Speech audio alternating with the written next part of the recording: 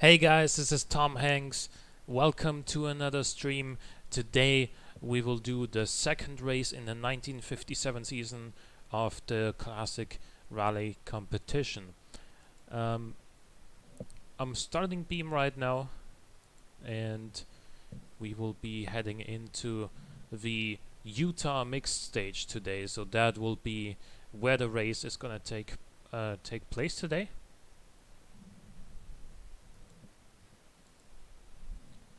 And I'm going to switch the scene over to Beam and G now. Hey guys, how's it going?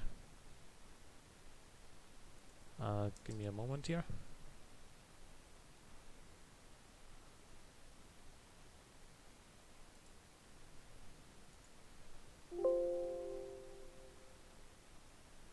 You should be seeing Beam and G in just a second, I think. So it's gonna be Utah.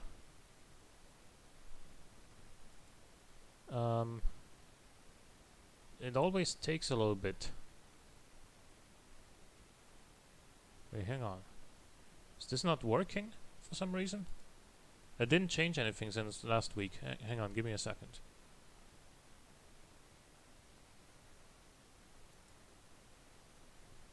Now what is...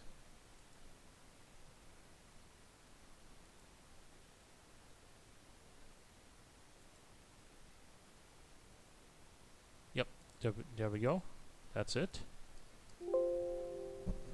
Had to fix something in my OBS. I don't know why it changed to begin with, but anyway. So I'm gonna do a little bit of a warm-up run here, and I'm gonna use a reference card that I made while we're starting the stream. So I'm really looking forward to this here, because I think Utah is one of the easier stages that we have here. Hey, Lada Fan 01. Hey, Sedan 57 Chevy, how's it going? Haven't seen you in a while.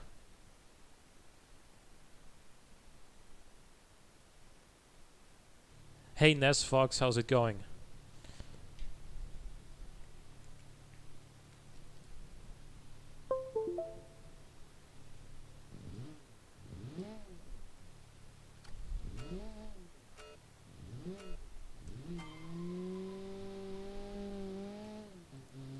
Yeah, I think Utah is one of the easier stages here. And give me a second. By the way, I'm gonna remove this real quick.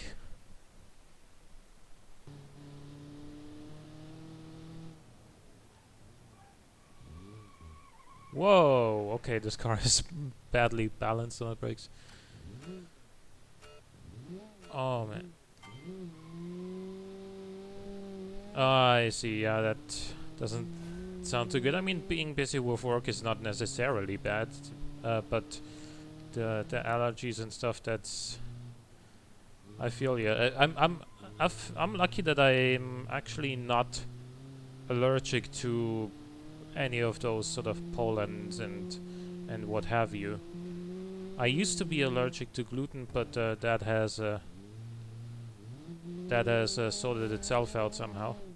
For whatever reason, this car has much sharper initial turning than I had anticipated, but then it kind of slows down with the turning, so it's not. So I gotta get used to this car again.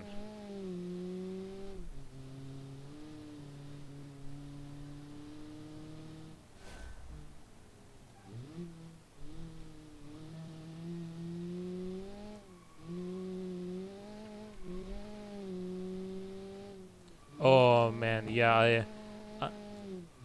you will not believe how much I missed eating actual pizza. And by the way,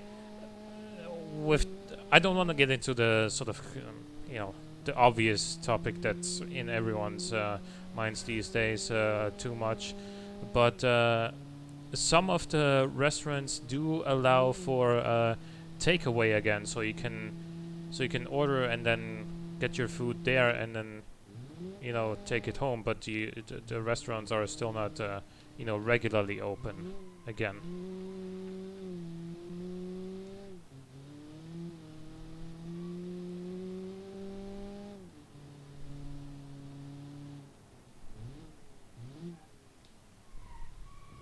Handbrake. Oh, that was maybe a bad decision. Okay, anyway.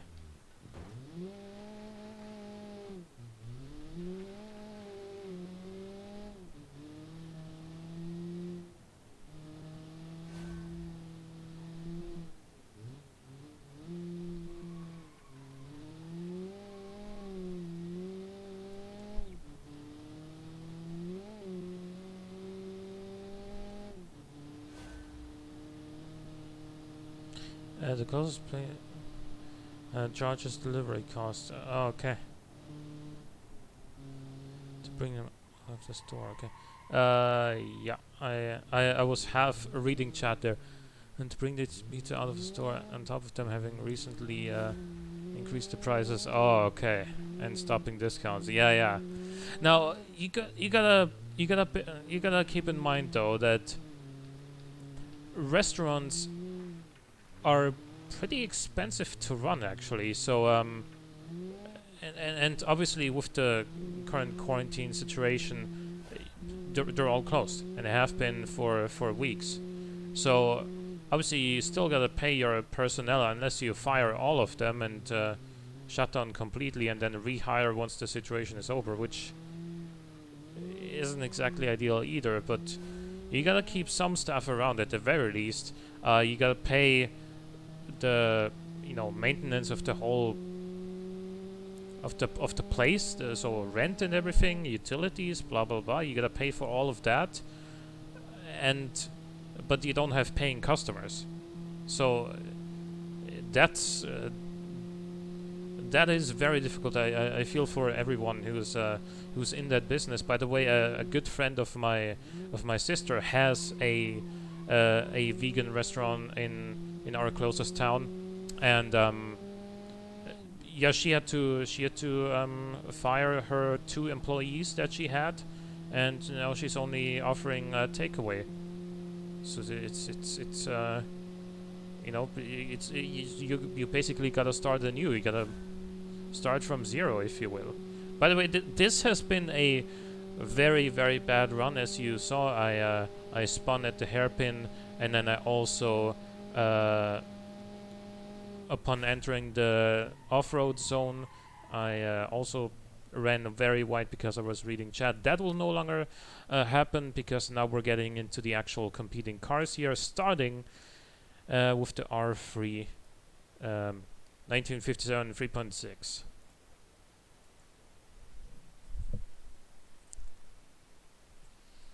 This place only does carry out and delivery to begin with, so that is... Yeah, okay. Fair enough. Most of my local restaurants are making a killing doing takeout beer, since nobody wants to go to the stores. Yeah, and you can't go to a bar or a pub or however you want to call it either. So, yeah.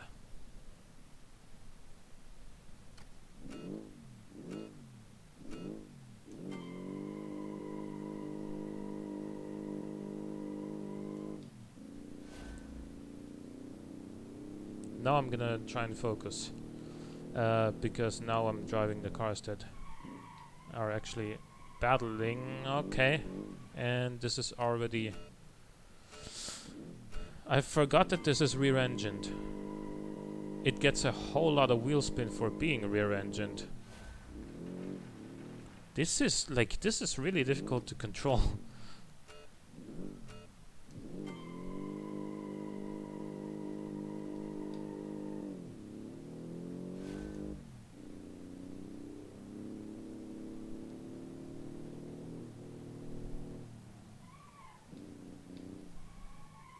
And it understeers like crazies, which is deadly in this course, especially in the first bit, which is mostly these sort of low to medium speed corners on tarmac. If your car understeers there, you lose so much time. You can sort of turn it on liftoff, but it doesn't sort itself out when you're, so it doesn't stabilize easily, so it is very easy to lose control of this one.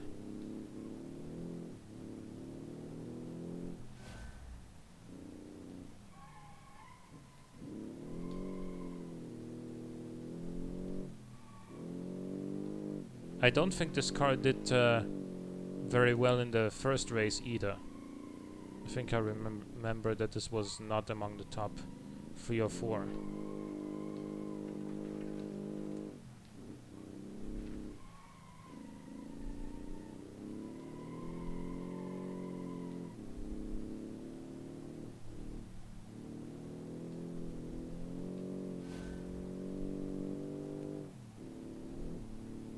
I'll be back to to chatting in a moment, but first I gotta drive this thing somewhat quickly towards the finish line.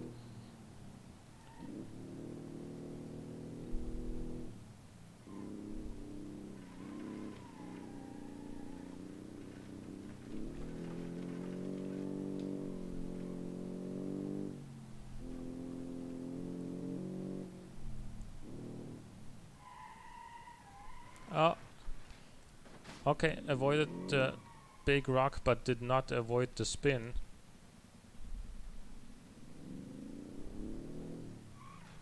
Oh man.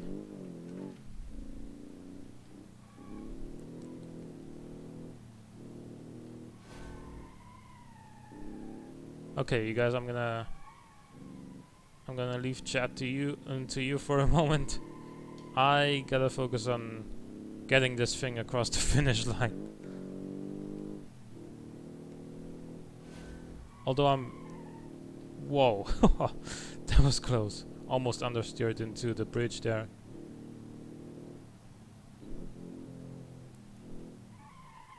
I really want to be more chatty, but with this car I can't be.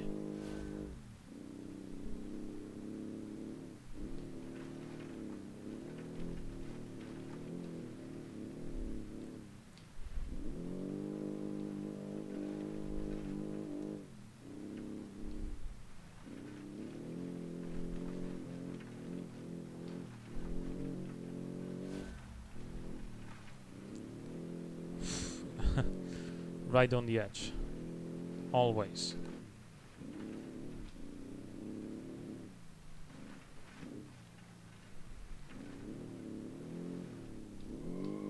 Oh no.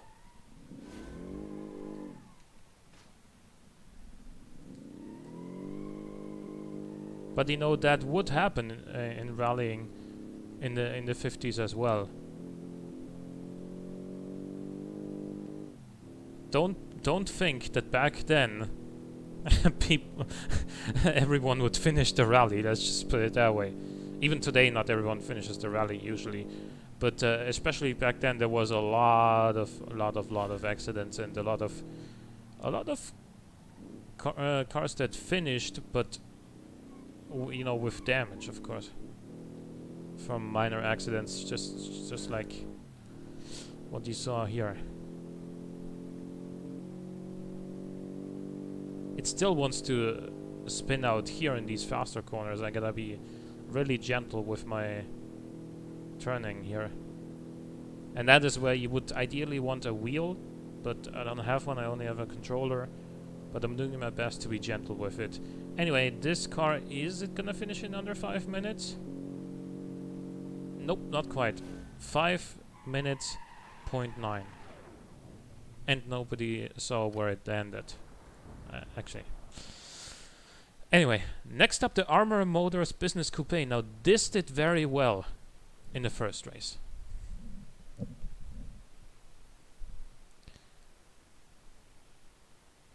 Wall ride 100 points. Or was it? For style, yeah. Anyway, that's to run. The pipe is pointing down. It seems like this car has some weird gearing. It does have pretty long gearing, it seems, yeah.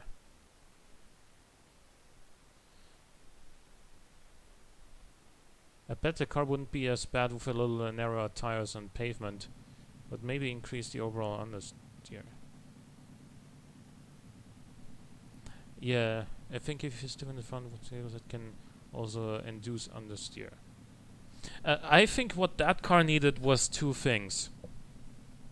It needed, I think it needed softer rear suspension and shoulder gearing. Maybe wider rear tires if they weren't already at 195, but I suppose they were.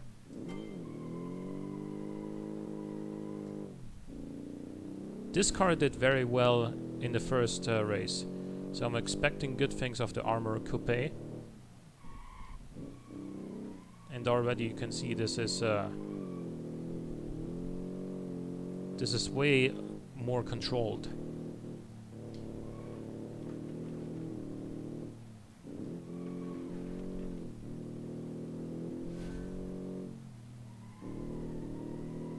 Does not understeer very much at all. Whoa, did not know that bump was there, and now I'm gonna pay more attention to that in the future. This feels miles faster already.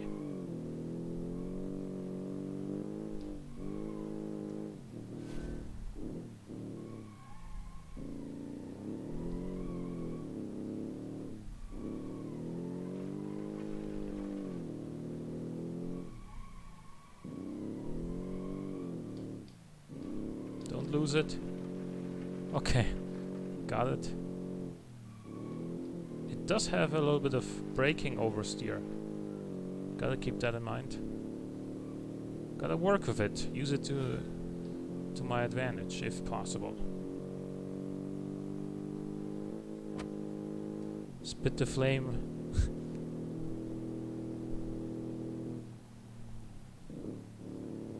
Slow down a little bit for this part, then the corner tightens.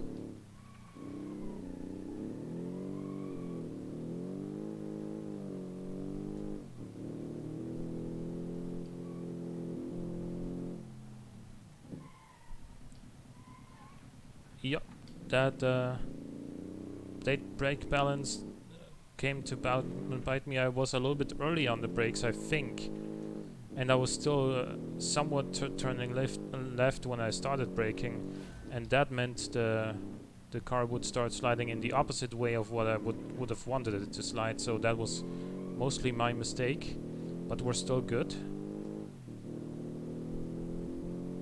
I'm gonna send it. Easy enough.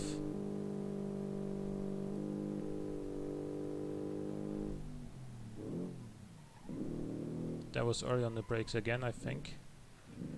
But you do need to be careful here, because that bank can ruin you if you're not careful.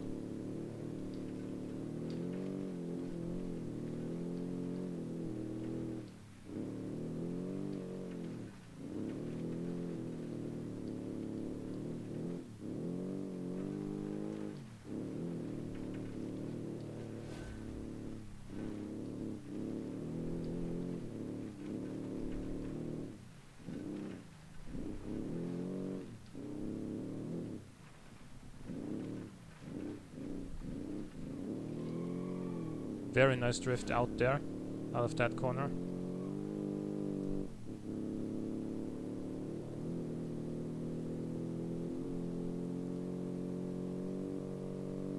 Dude, I'm not exaggerating when I say this, but I think this car is gonna beat the previous car by at least 30 seconds.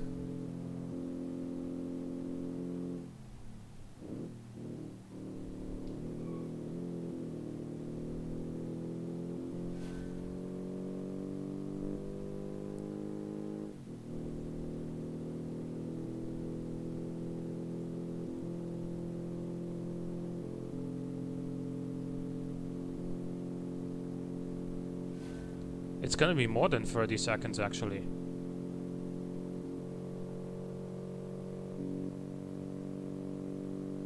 .414, 415, 416, 417, 417.9. That's 43 seconds faster than the last car.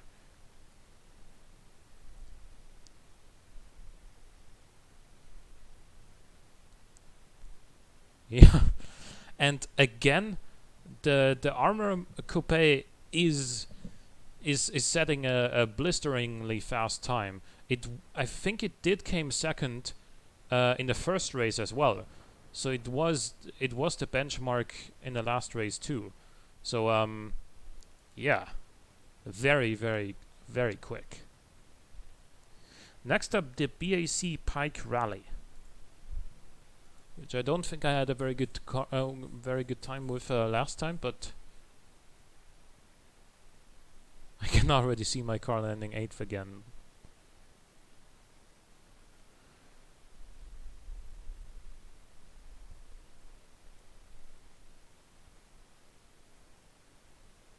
This should be the best track for my poor gearing. Well, let's see.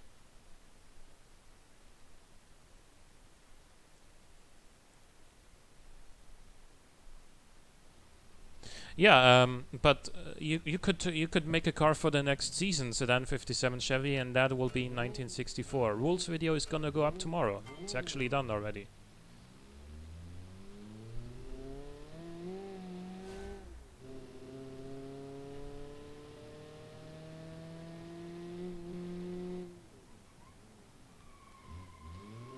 Again, rear engine, I think. Gearing is too long. Personally, I don't think going rear engine was the way to go for this particular challenge. I don't think it was the best design choice, because it just limits you. Oh, it's front engined.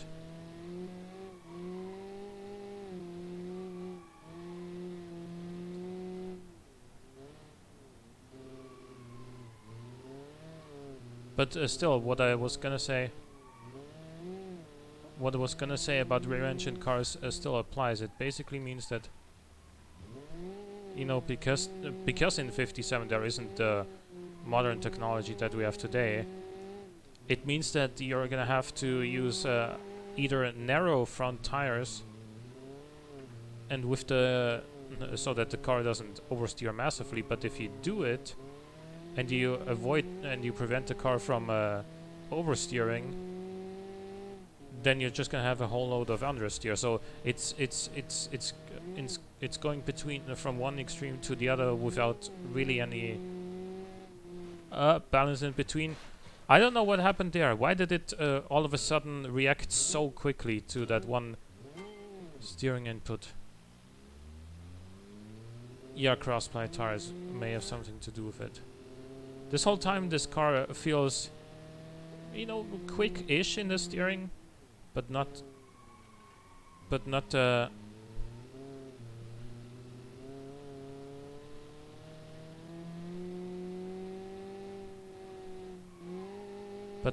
overly hectic or anything. And then all of a sudden, boom! It turned way harder than I was expecting it to. Maybe because the tires warmed up or something. I don't know. I gotta be a bit more careful this time. So that was definitely driver error, rather than the car's fault.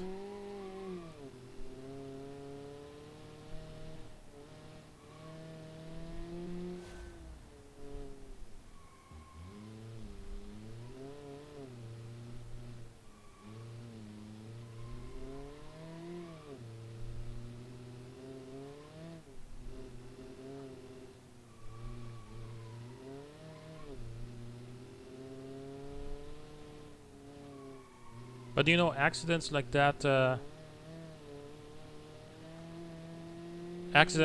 happened back then, you know? Maybe not because of an error as stupid as mine right there, but they would be racing on roads like this where there is no barrier, you know, you could just fly off a cliff.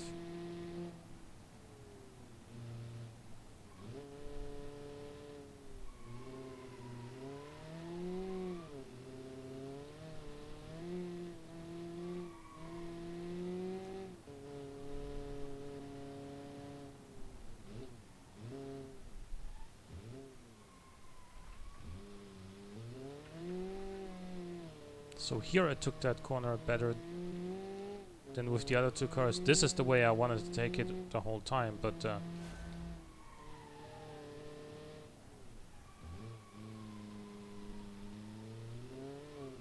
how does this car feel? Actually pretty decent. Is it gonna beat the armor? Probably not. The armor just felt also just quicker.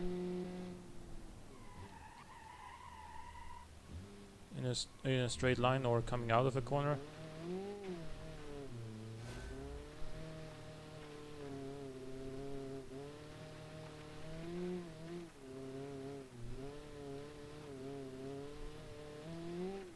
Oh.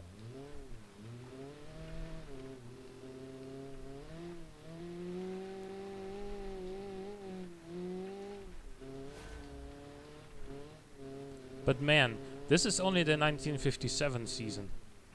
64 we're gonna have some cars that are gonna be quicker than this. Then we're gonna head into the 70s, and then once we're past the 70s, you know what's coming, right? Early 80s means Group B. That'll be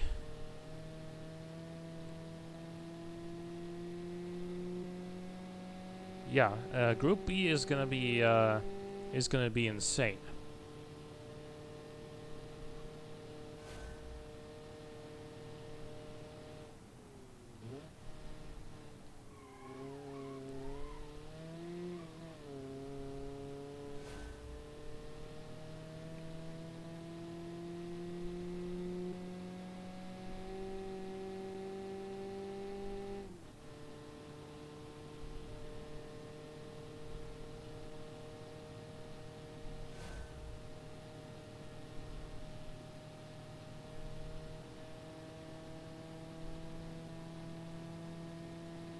For 20, for 21, for 22, for 23, for 24.3. Good time. Not as good as the armor, but still very good.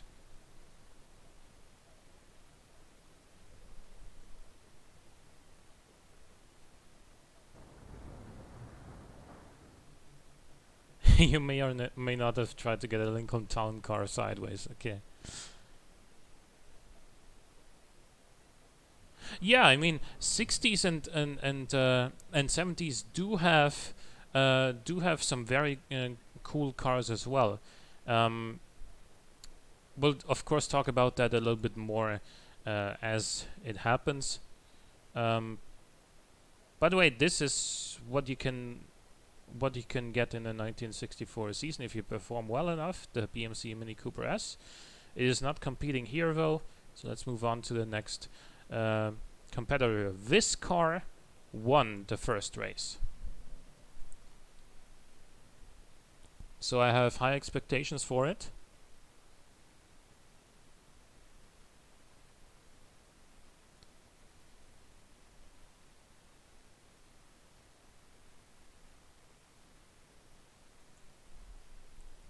What body did I use for the Mini? It's one from the Steam Workshop. It has a 2-meter wheelbase, and I think it's available in 1960 in automation.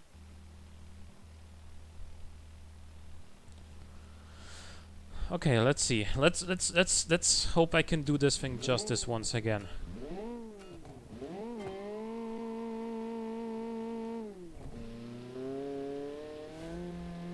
This feels super nimble immediately. But dare it understeers for some reason. Okay, well that was my mistake. I went into that corner a little bit too quickly. I'm gonna give it a second go, but this time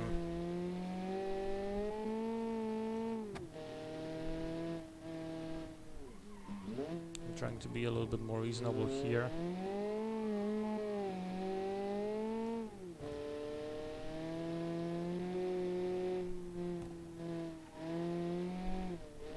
Whoa. Less grip than I remembered from this thing. Sort of fast and loose is how I would describe the turning of this car. Which might come in handy on our third track, which is going to be the Italy mixed hill climb. Because that has some nice off-road sections and tight hairpins.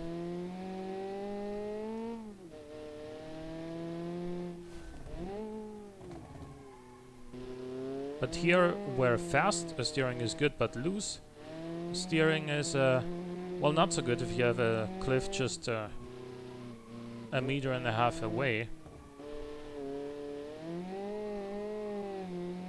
This just means I have to be a little bit more careful with it.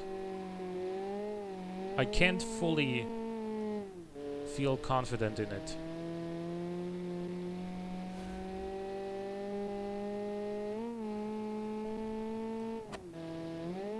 But it's fast. Whoa. Steady.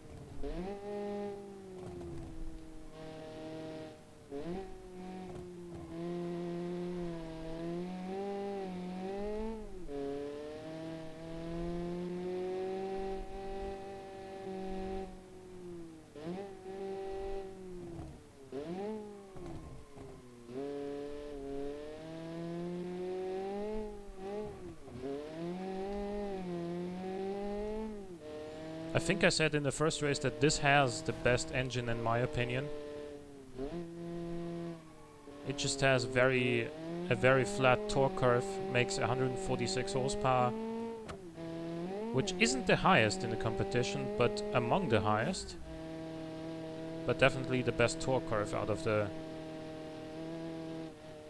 entire field.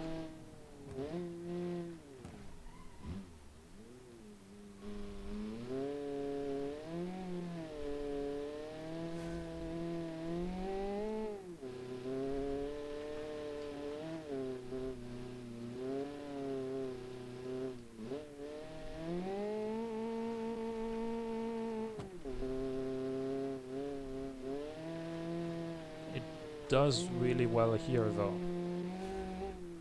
Let's just hope I don't jinx myself here on this upcoming corner, which is very unassuming. There we go.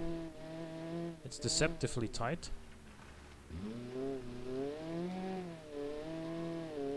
Great. Now we enter the highway, and now is where the power of this thing comes to shine. So I think this might actually give the armor a run for its money, although personally, as far as how they drive here in Utah, I prefer the armor, but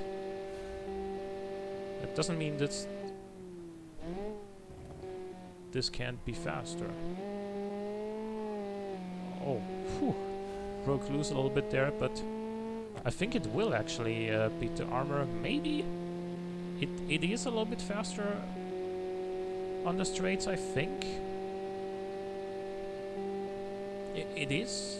I think it is gonna beat the armor coupe, in spite of the troubles that I had in the first part of the course. For 12, for 13. Wow, I was not expecting it to be faster here. What was that? Oh yeah, that was a different car. So 417.9 versus 413.4. Again, very, very good performance for the competition rally. Next up, the Falcon Challenge Coupe. This was also one of my favorites in the first race. I think it came fourth in the end, but I did like the way it handled.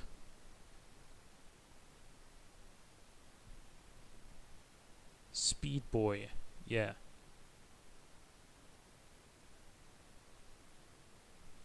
I mean, it did.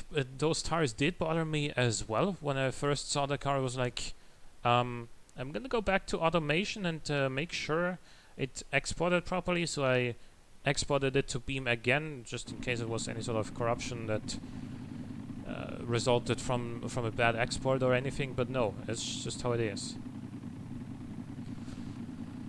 This thing is loud, by the way. And it has a first gear that's too long, but other than that. So that is where this thing loses time against everybody else right at the start.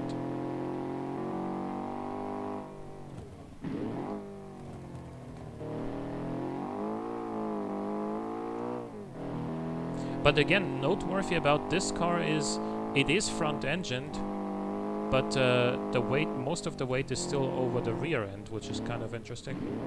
Whoa. Kind of difficult here.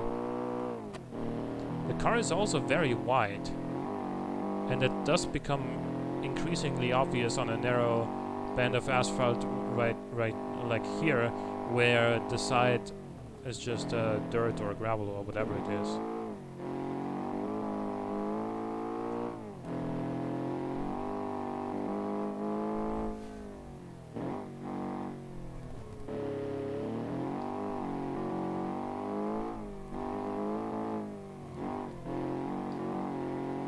But in terms of sheer handling and agility,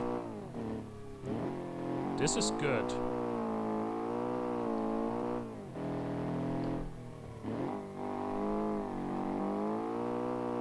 It's also got the grip, because it's again, it's the weight is, I think, 52% on the rear.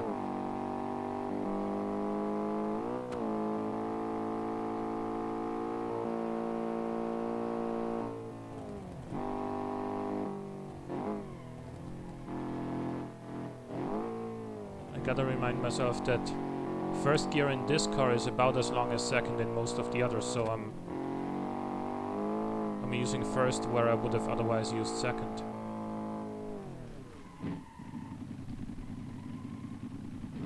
Barely made that. I was actually scared I was gonna go straight on there. Not because the car is bad, but because obviously there's no ABS.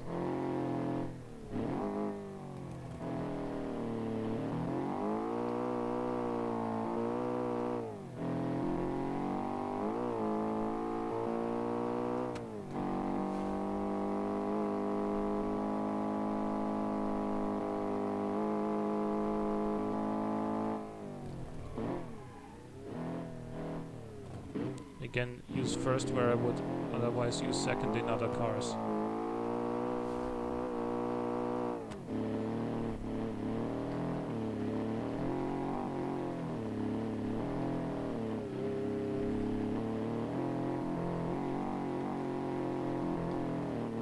This car isn't the best off-road, but thankfully this track doesn't have a very long off-road section. It is a little bit too low or maybe a little bit too stiff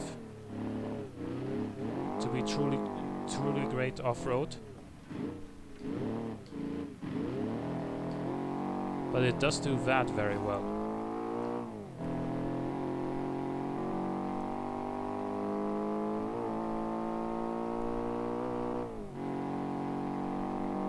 Yeah, this one does have quite a bit more power than the last car we had with long gearing. This one makes 150 and the other one was at, can't remember, like 116 or something like that.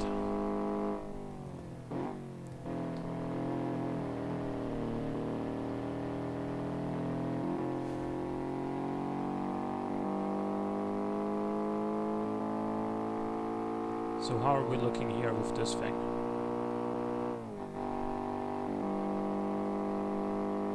$117. I was close. 409s were not gonna beat first place, but can this beat the Armor Coupe? No, I don't think it can. 422. Still very quick. I think that If this car had the same sort of gearing as the other two, I think this would very well be up there with the other two as well. I think the gearing is the and maybe raise the ride height just a little bit, but then it's up there with the other two as well. Absolutely.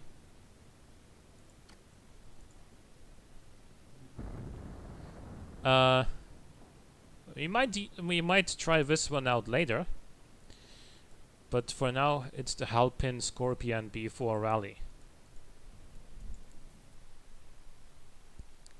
It also could have made it an undrivable mess. I don't think so. I don't think so. It felt pretty well balanced overall, as far as suspension and well, suspension tuning goes.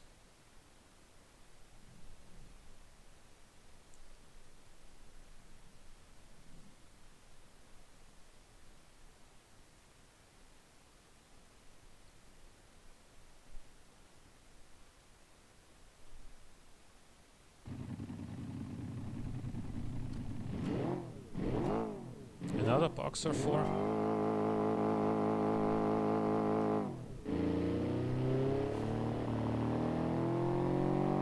Oh, I remember this one now. This is the other extreme, I think. I think this was the one where I said it's too soft. Okay, I'm gonna give this one more try, but it is obviously rear-engined. And it is way too soft for its own good. And I think this may have come last in the first race, because it is very difficult to control due to how soft it is.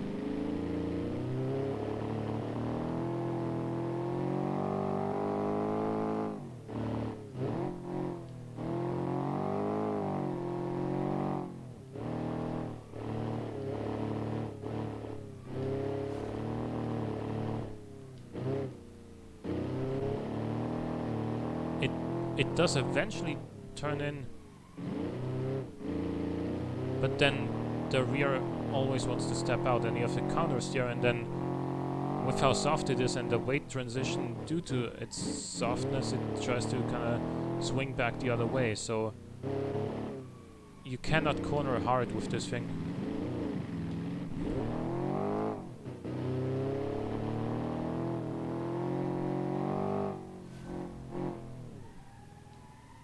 Oh. Yeah, I'm gonna turn around. I'm just gonna finish this run, however, because this wasn't gonna win anyway. Like,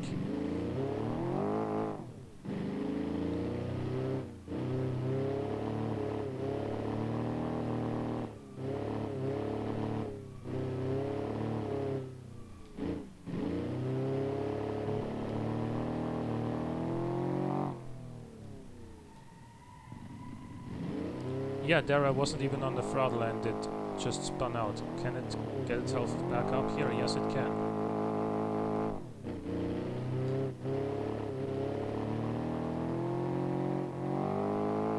I think the door handles are backwards. That, or it has suicide doors, you never know.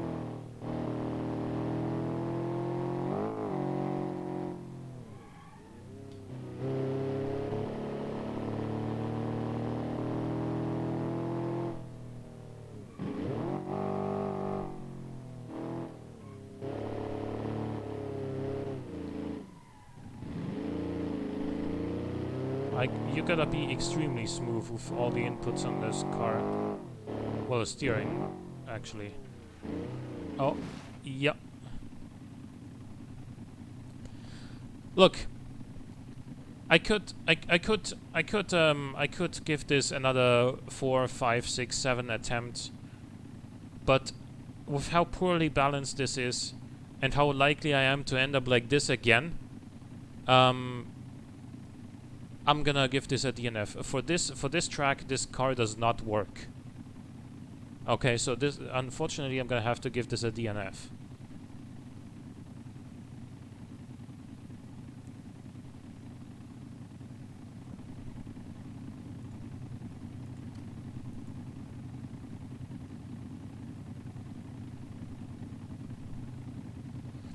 Next up we have the HOS Vilna.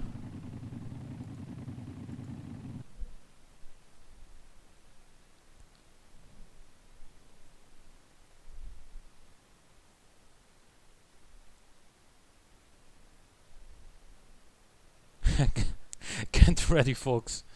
Yeah, I don't, I don't, I don't know how did this car do last time?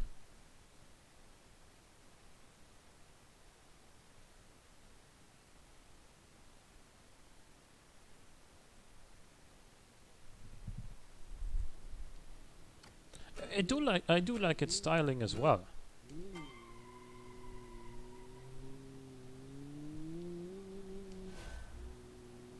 And this has also relatively long, relatively long first gear, but it does not seem nearly as affected by it as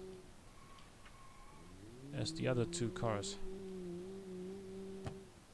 It is probably also the quietest rally car you'll ever hear, or not hear.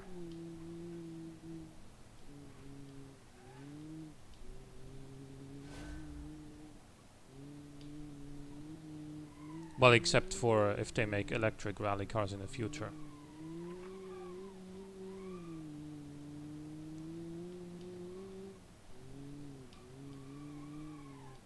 It is bouncy.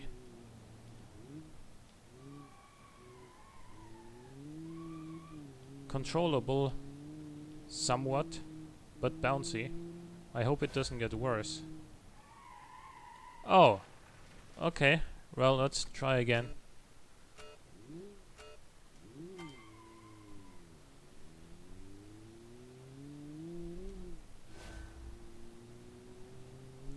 Let's try again.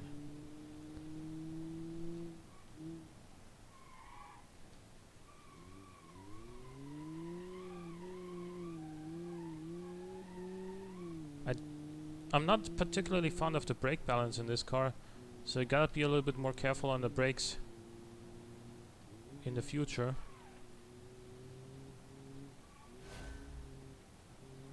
And it does bounce around quite a bit, which is something I can't really work around, because these roads are just not smooth, and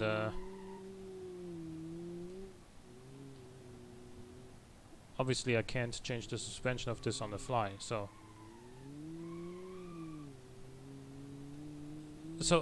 it just doesn't strike me with a whole lot of confidence here. Come on! Why are the brakes not working? Come on now, twice that I've went off in the same spot now. Okay, third time's a charm. Why are the brakes not working all of a sudden? I'm gonna keep the brake temperatures in. I'm gonna keep an eye on the temperatures now. Whoa. Okay, and as I do that and look over to chat.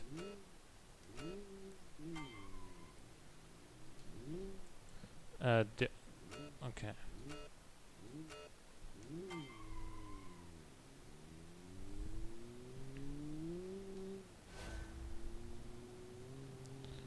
For whatever reason, it appears that the brakes are fading by that point. I'm gonna keep an eye on the temperatures, but now that I know that it's potentially coming,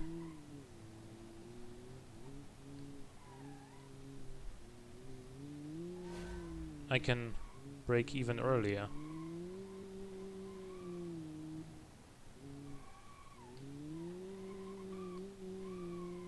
I wasn't getting any brake fade from any of the other cars so far.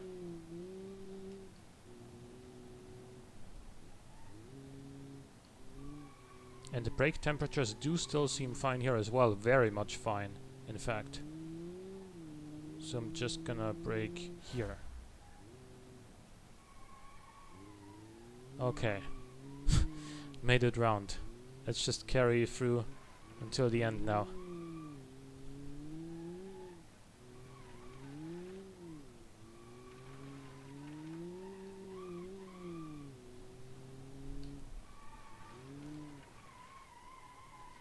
Okay. It was always slidey, this one, but we're gonna carry on.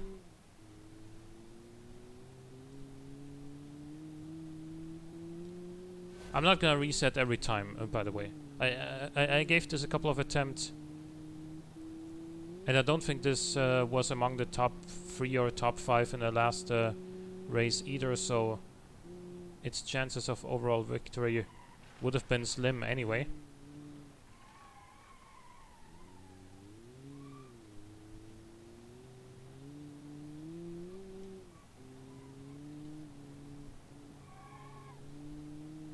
Okay, we made it past the bus station there.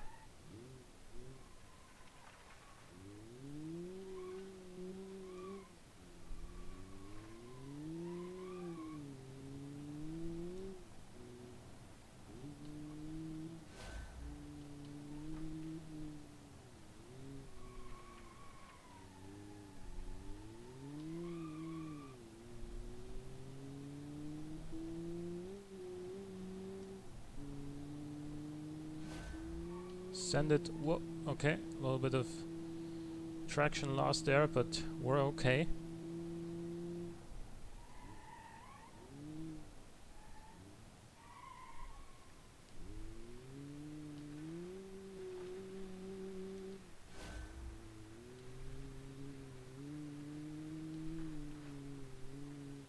You see, even though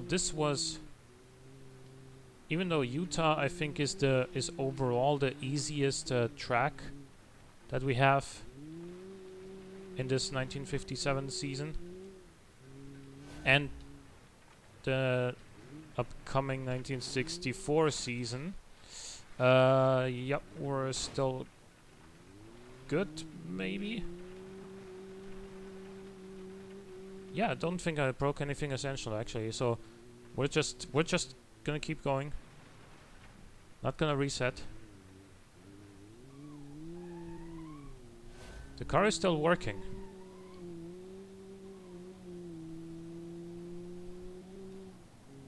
Yeah, it is a tough car.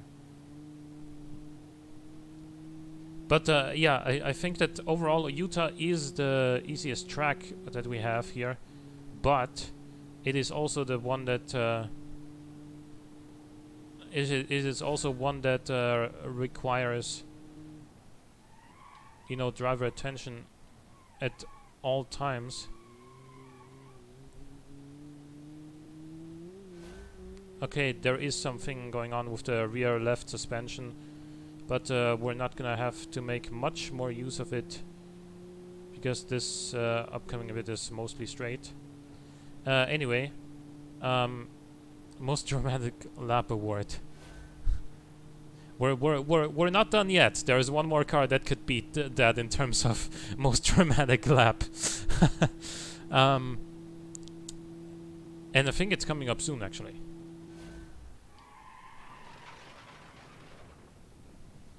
This is a car one could probably master and get really good with. Yeah, it could, you could do better with it than I did here, probably.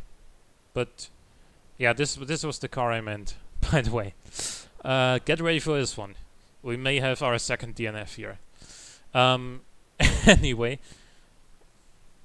yeah, the HOS is overall not a bad car, but it needs a bit more tuning in the suspension. I think it is too bouncy, so maybe the springs need to be a little bit softer. And yeah, so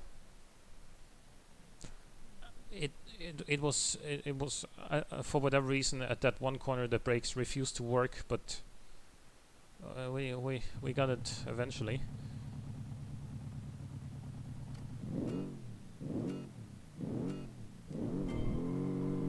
If I finish this first try, then you guys gotta use your Twitch Prime on my channel, okay? If I don't, you can do with it whatever you want.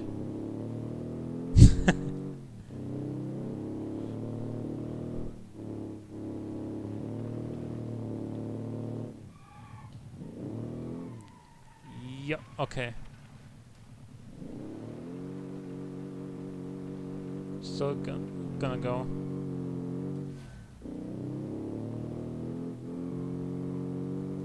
This is obviously rear-engined, and I think that is even more obvious than with the other rear-engined cars that that we've seen so far. It really does swing around like a pendulum on a transition, and that is because this car is super light. I think it's like 680 kilograms, something along those lines.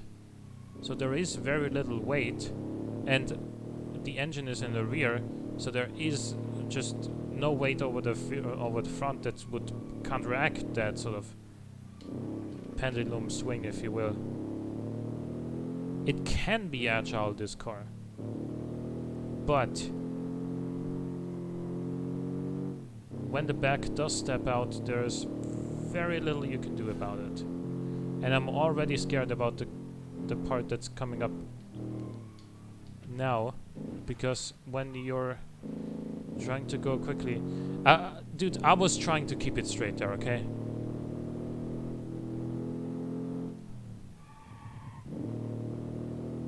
But this is just a very difficult car to drive quickly. I think if the regulation didn't limit us to 195mm rear tires, and you would stick, you know, 245s, 255s on this thing, then it might work. But as is, this is just phew, it's difficult.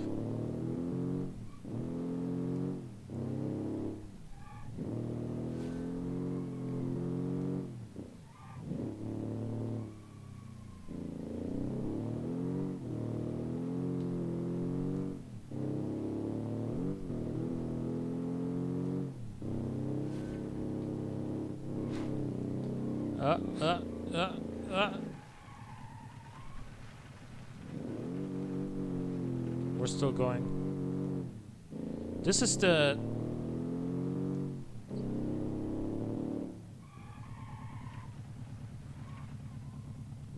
This is the problem with a light rear-engine car. It is fairly quick if you do get it in a straight line and it doesn't kill you. But because even despite the wing attempt, even despite the attempt of adding downforce with that little wing, let me tell you, it's not helping. It's still very, very difficult to drive this car fast and in a straight line, and around corners, and frankly anywhere. So this, come on, get back up, your rear engine. Am I stuck now? I'm stuck. Perfectly parked, but I'm stuck. Whew, look. Okay, I think this is gonna be our second DNF, because you saw me fighting that car the whole way, and I think that I overall put in a pretty good effort, but it is just near impossible to drive this car here. I don't know what it is about this track in particular. I was able to finish at the automation track with this, but here it is simply not gonna happen. Then we have the Mecha Type 1R. So we have two DNFs this time. So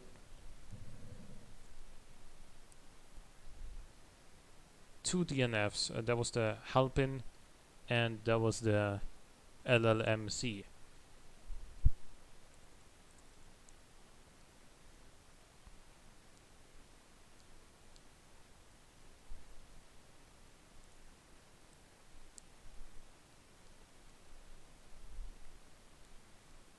Yeah, so next season is gonna be 1964. Can you post the rules for 1964 today? Um, here's how I think about it. Okay, um, I'm gonna stream tomorrow, and I'm gonna schedule the rules video in such a way that it goes up after the stream ends. That's my idea.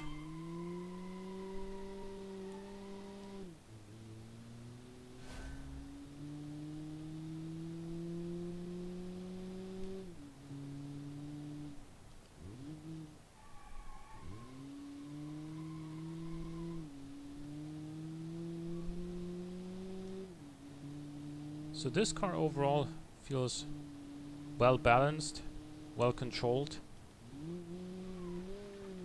Just maybe simply missing like 10-15 horsepower, but then I think this would be a real contender.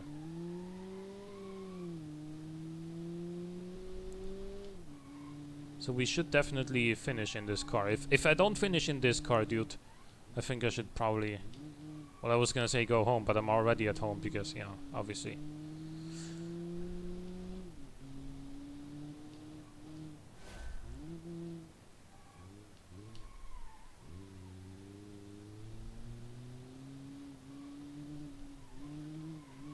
But yeah, we're gonna finish easily in this car. Just it's just a matter of how quickly.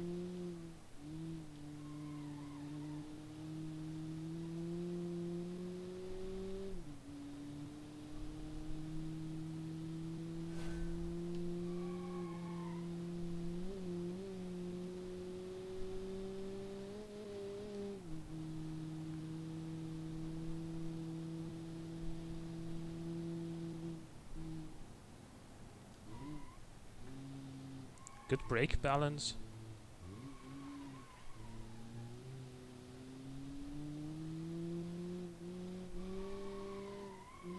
Good weight distribution.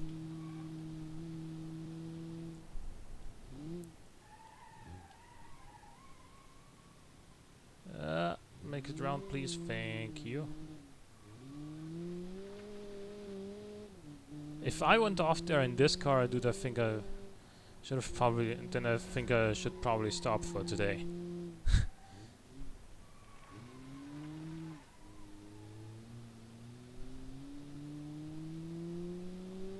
Because let me tell you, this is probably the easiest car to drive out of all of them so far. As far as, you know, just finishing, this is probably the easiest yet.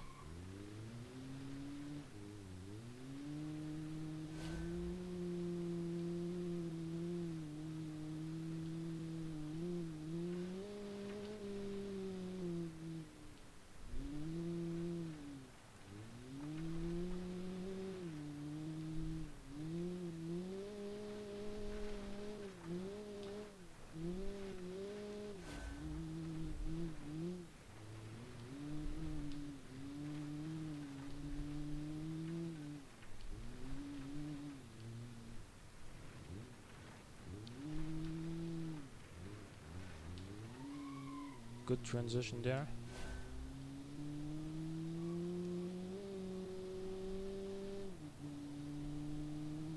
Yeah, the color matches with the scenery.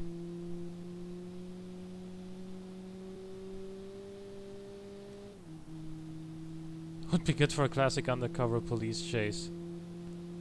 Yeah.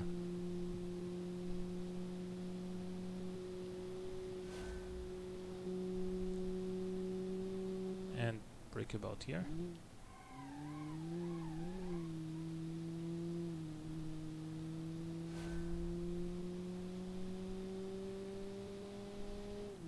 Now first place has already finished at this point. Damn. Well, okay.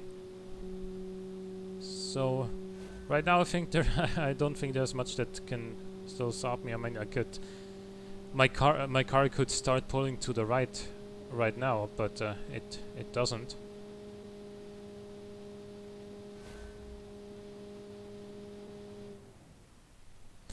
437. It's alright. Solid run. Very controlled. Very easy. But now... I think this was the slowest or the second slowest car or something like... No, actually I think this came somewhere in the middle.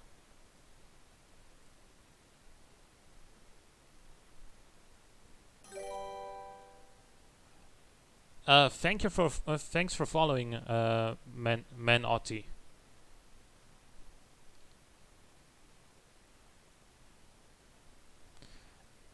Shameless plug, in case any of you guys have Amazon Prime, you can link that to your Twitch account because Amazon owns Twitch, and then you will also get Twitch Prime. And with Twitch Prime, you can subscribe to one Twitch streamer of your choice for free every month, and help them out.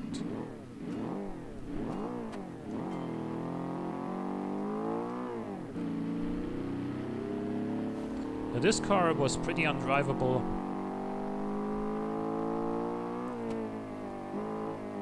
This was pretty undrivable in the first race, and I remember now that it doesn't have brakes. So even though this has the most powerful engine in the entire field with 164 horsepower out of a 1.6 liter, mind you, it does feel grippy now though for some reason.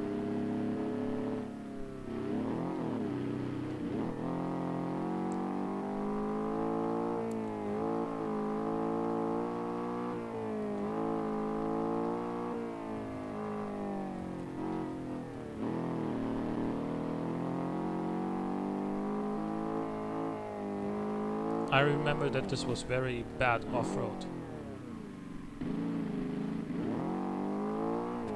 Nearly went off there. And I'm gonna have to brake extremely early for the hairpin. I can already tell now because this doesn't have brakes.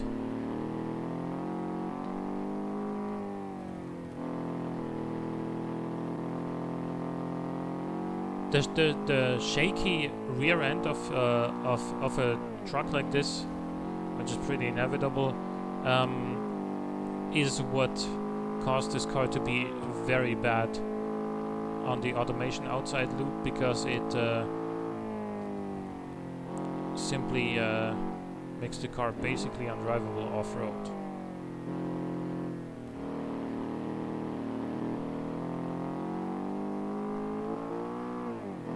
But the front end really bites.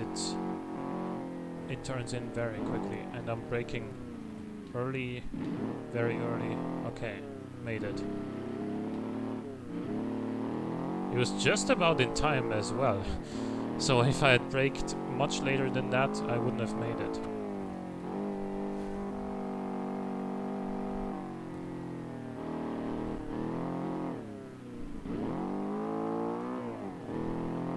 And even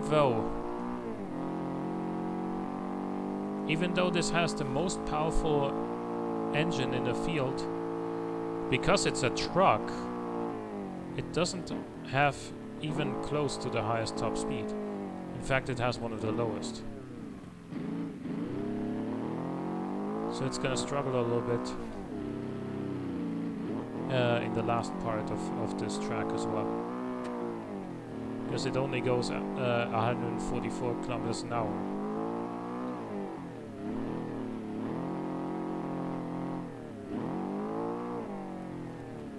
Oh. Okay. Still on the track, barely.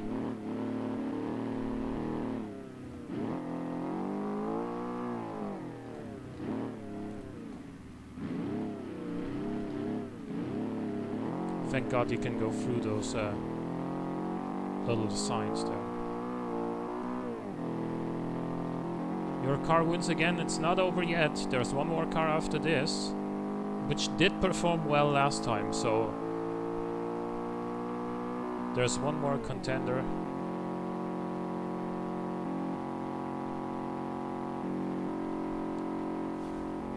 Brake now.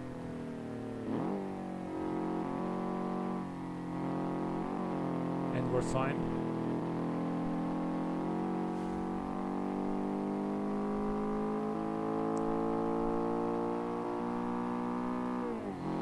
Well, what happened to it is, well, we're just on a different track here. This doesn't have very much off-road, and as you saw, it does struggle off-road, even here as well. But on tarmac, this is actually, besides the poor brakes, this is actually not bad on tarmac. 431.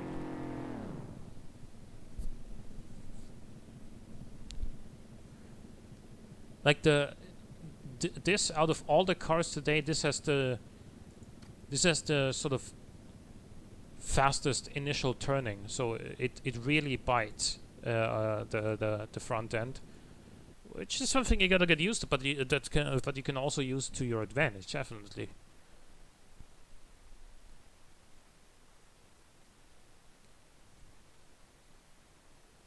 Yeah, it wasn't that bad. But now we have one more car that did well last time. I think it came, what was it, third or fourth? Can't remember, but anyway,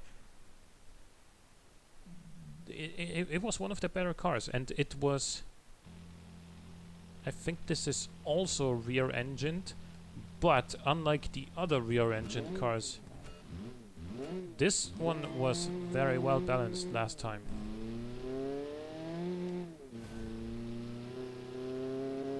It is soft, of course, as a rally car would be,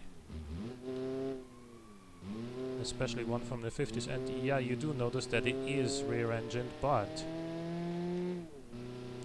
this has short gearing, by the way, which does help tremendously. Maybe not here, but it did help on the automation track, and it will probably also help on the in Italy.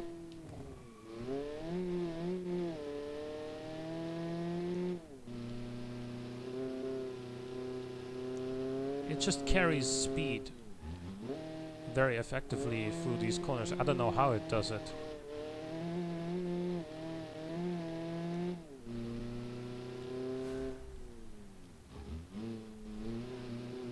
It's probably a combination of decent suspension setup and with the short gearing, the engine is almost always in its power band.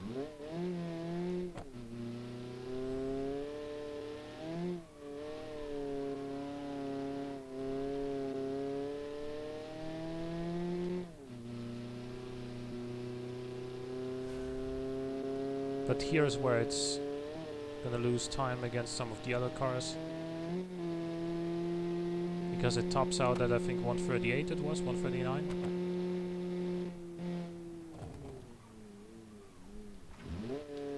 A little bit unstable on the braking, but we're good.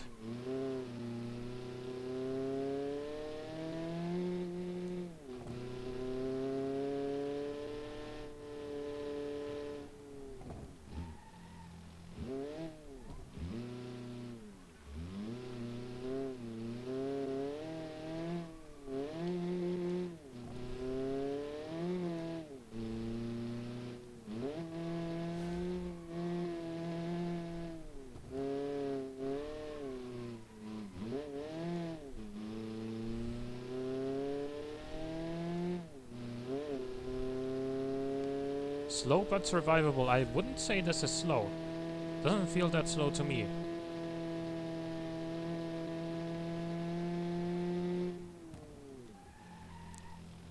In terms of acceleration, and especially in terms of cornering, this is not slow at all.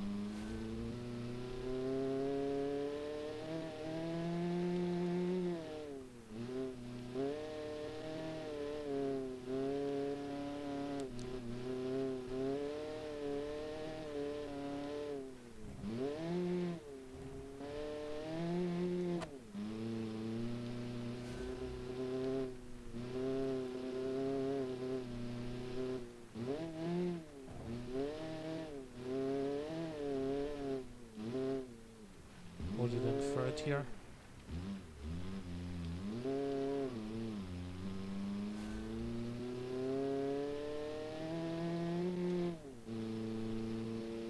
This is gonna be geared perfectly for Italy. Yeah, yeah.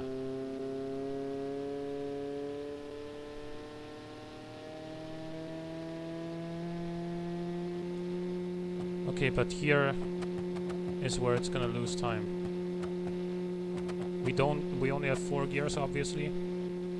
I can try to upshift all I want. There isn't another gear. Keep in 4th here, because the first 3 gears are very short. But yeah, this isn't gonna be that bad. It's actually gonna land among the first couple of ranks again, I think.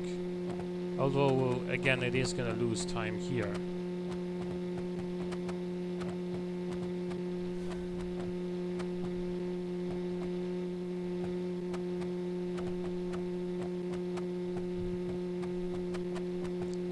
For 424, 5, 6, 427, 429.3.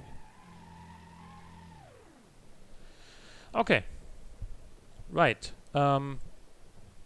So let me pull up my spreadsheet right here. We had 2 DNFs. That was the Halpin Scorpion and the LLMC. So they will both get 0 points.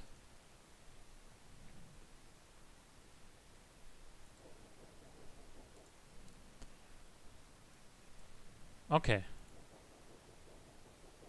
The best one was the competition rally yet again. So it's in first place and it's gonna get yet another 10 points. So it's at a perfect 20 out of 20. The Armor Business Coupe is coming in second place again, so 9 points again for Armor. Still can potentially beat it overall. Next up, actually, that was second place. Third place is going to be the Falcon Challenge Coupe. So this actually came 4th last time, so moved up a spot this time. Then we have the BAC Pike Rally. This came, what was it, 5th last time. Okay. This is gonna get 7 points. Then we have the Trilobite, hampered by its low top speed here. You have to imagine. So this only comes 5th this time. It was actually 3rd last time. So that was that. Then we have Model 8 Trim 8. So that was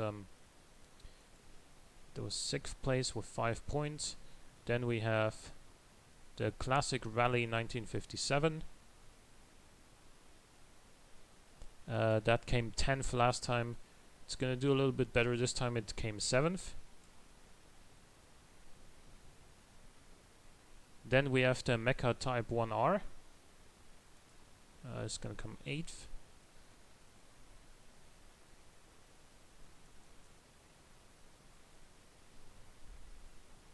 And then we have the...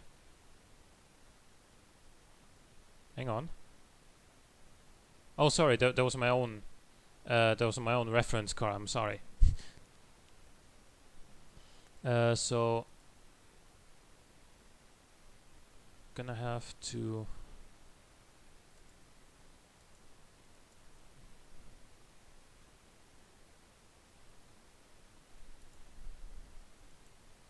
So this, there we go. This came actually 7th. Then in 8th we have the HOS Vilna and then the R3.0.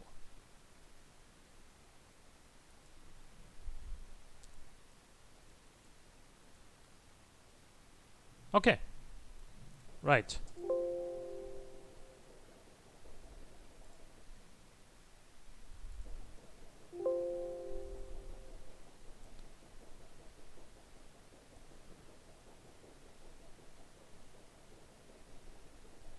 Okay. Should we try the Ferrari here? This, by the way, is the prize car for whoever wins the 1957 season. Want to see it in action?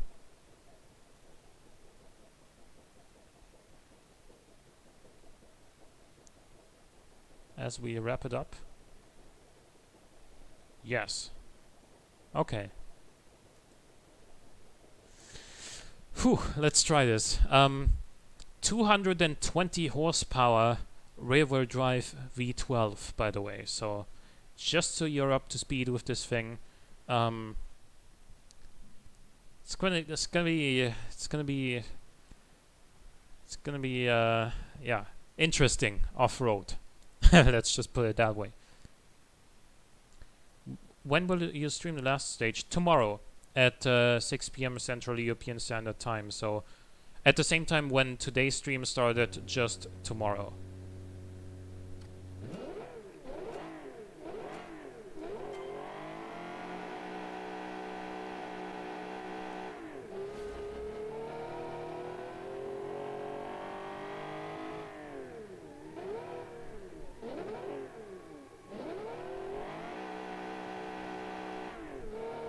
By the way, this car is not set up for this. Obviously, it's a Ferrari. So I don't even expect this to beat the car that came in first place here. You would think that a Ferrari would be the fastest thing. But actually here I don't think it will be.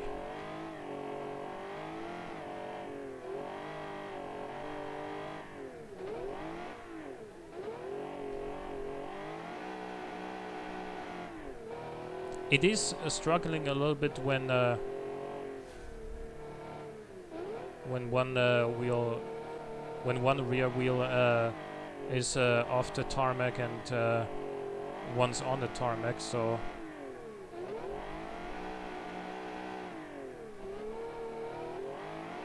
it is pretty tossable into these corners though,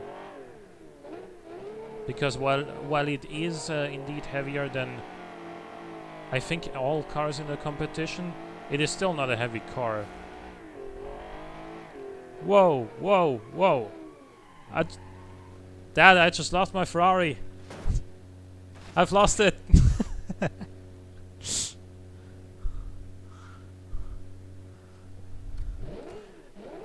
This is when the car is this is when you have more power than every other car in the field, but no downforce to keep the car stable at the speeds that this can easily reach.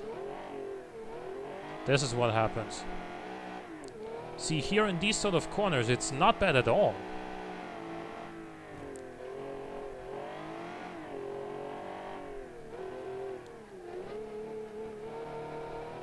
The brake balance is the way I like it, because while I made this car,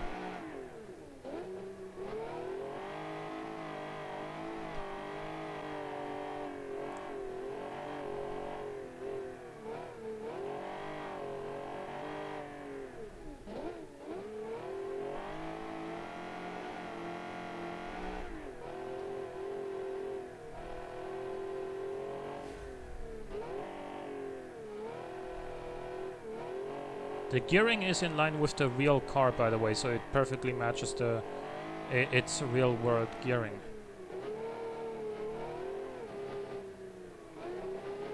So that I did pay attention to with the replica.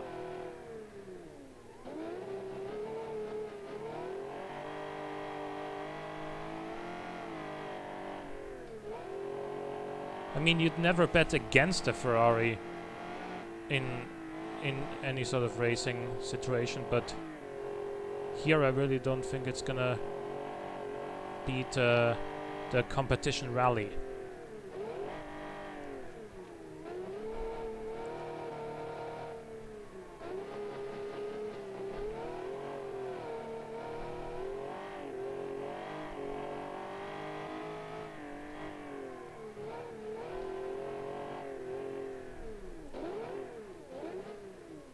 Now, if we were racing on the regular automation test track, there I think this would beat all the cars in the field for pretty obvious reasons.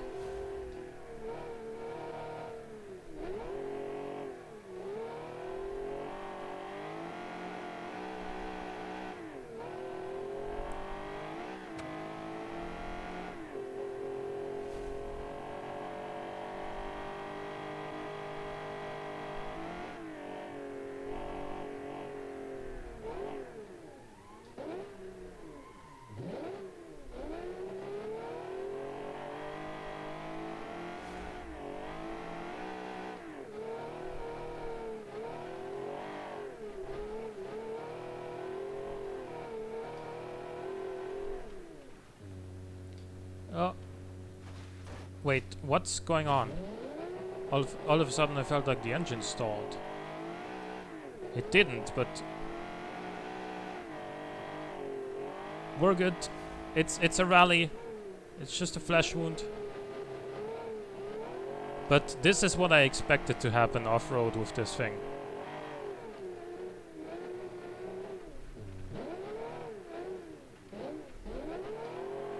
But now this thing can finally use its power. Stretch its legs. We get some suspension damage though, the car is pulling to the right.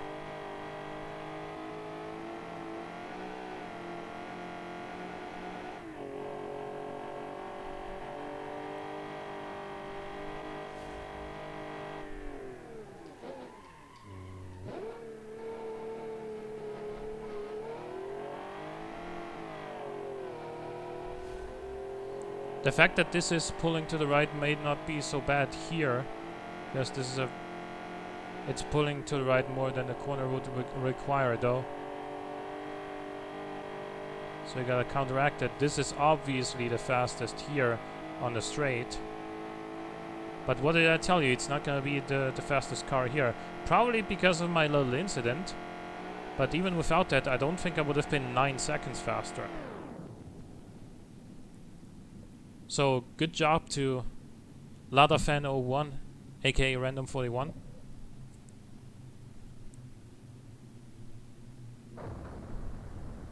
It's a shame Ferrari wasn't into rally. V12 rally cars would be very funny. Yes, absolutely.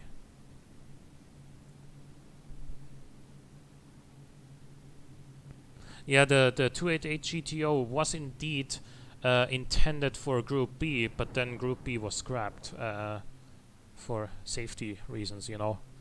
But they had to homologate the cars anyway, and by the time they sold enough numbers that they needed in order to be able to enter the Group B was cancelled, and then that's where they went ahead, modified it, gave it a completely new body, souped up the engine even more, and the result was the Ferrari F40.